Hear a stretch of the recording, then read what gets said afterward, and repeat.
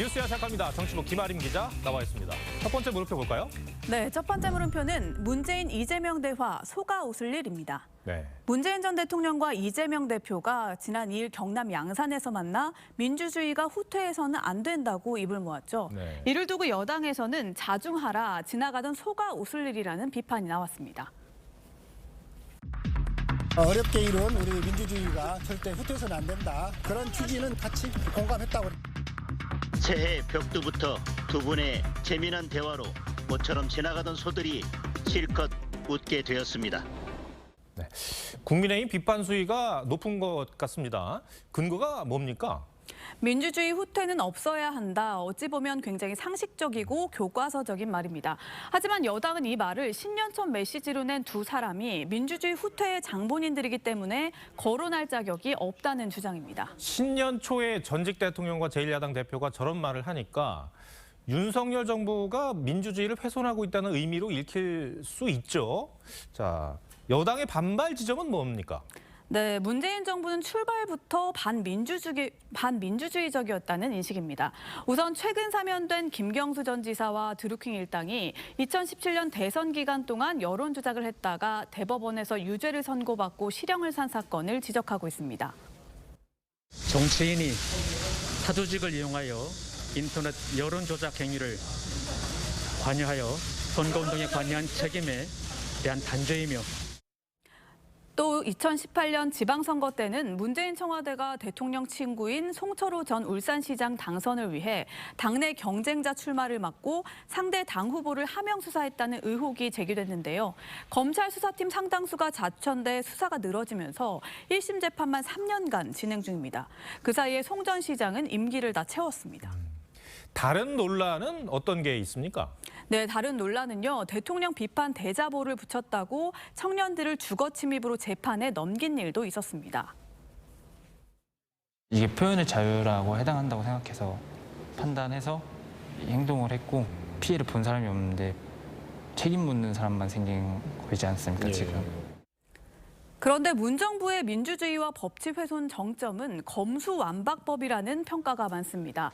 민주당이 위장탈당과 같은 각종 꼼수로 검수완박법을 밀어붙였고 퇴임 후 측근들에 대한 수사를 염려해서인지 문 전 대통령은 거부권 행사를 하지 않고 퇴임 직전 법을 공포했습니다.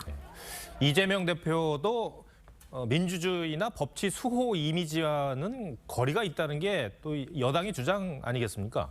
네, 맞습니다. 이 대표는 현재 여러 사건의 피의자 신분입니다. 성남FC 후원금과 대장동 의혹을 비롯해서 10여 건이나 되는데 성남시장 시절이나 대선 후보 당시에 불거졌던 문제들입니다. 특히 민주당은 단독으로 내일부터 임시국회를 여는데요. 여당은 이 대표 방탄 목적으로 의심 중입니다. 28일 검찰 소환 조사에 불응했던 이 대표는 모레 검찰 조사를 앞두고 있습니다. 네.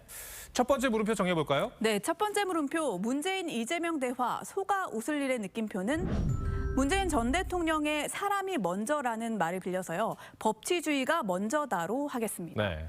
문 전 대통령과 이 대표의 행적들을 보면요. 민주주의 근간인 법치주의의 훼손과 맥이 닿아 있습니다.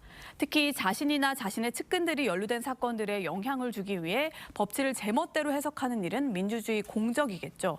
새해에는 법치와 민주주의가 실질적으로 진일보하길 기원하겠습니다. 알겠습니다. 두 번째 물음표는 뭡니까? 네, 두 번째 물음표는 이재명 일정 3분의 1이 빈 이유입니다. 네. 지난해 이 대표의 공식 일정이 있는 날과 없는 날을 홈페이지에서 직접 세어봤는데요. 취임 후 총 125일 중에서 37일이 비어 있었습니다. 그러니까 약 30%는 공식 행사가 없었다는 얘기입니다. 제1야당의 대표는 정말 바쁘고 또 하는 일이 많은 사람인데 그러면은 다른 당 대표와 비교하면은 어떻습니까? 네, 국민의힘은 지금 비대위 체제라서 단순 비교가 어려워서요. 정의당 이정미 대표 일정을 살펴봤는데요. 6석짜리 소수당인데도 공식 일정이 없는 날이 169석 원내 제1당 대표인 이 대표의 절반 수준인 14.1%였습니다. 같은 당 송영길 전 대표와 이낙연 전 대표의 경우에도 약 22%로 이 대표보다 10% 가까이 더 비는 일정이 적었습니다. 그러면 이 대표의 공식 일정이 없는 날은 보통 언제였습니까? 몰렸습니까? 주말인 토일에 몰려 있었습니다. 보통은 의원들은 주말에 지역구를 챙기는데요. 그래서 이 대표도 지역구를 가는 것으로 좀 예상을 했었는데 공식 일정으로만 보면 이 대표가 인천 계양을을 방문한 건 사흘뿐이었습니다.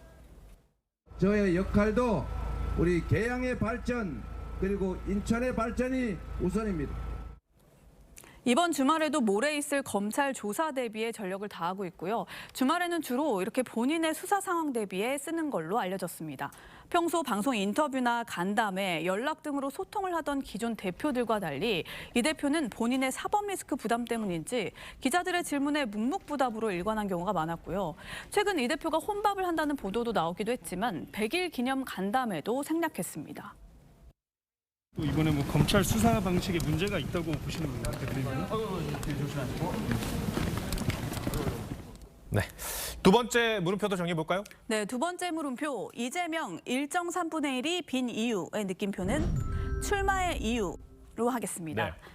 이 대표는 대선 패배 2달 만에 자신의 정치적 고향 성남을 두고 송 전 대표의 오랜 지역구인 인천 계양을을 물려받아 출마했었죠. 당시 이 대표는 국민을 위한 일꾼인 정치인에게 개인적 손익은 부차적 문제일 뿐 이렇게 말하면서 자신을 향한 방탄 출마 의혹을 부인했었습니다.